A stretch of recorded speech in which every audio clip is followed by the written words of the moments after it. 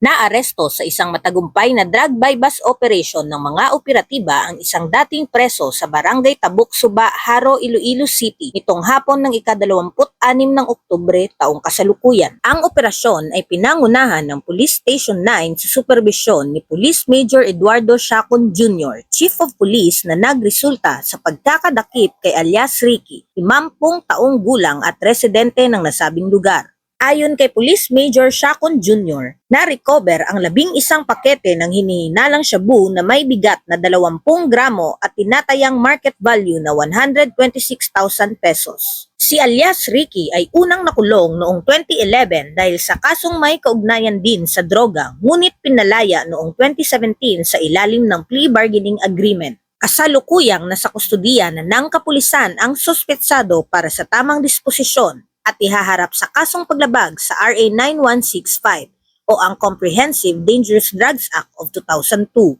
Muling ipinakita ng PNP ang dedigasyon at pagpupursigi sa pagsugpo sa ilegal na droga na nagbibigay ng panibagong pag-asa sa mga mamamayan para sa isang mas ligtas at mapayapang bagong Pilipinas. Mula dito sa Police Regional Office 6, ako ang inyong PNN Correspondent, Patrolwoman Andrea Dominic Di Palobos, alagad ng batas, tagataguyod ng Balitang Pulis.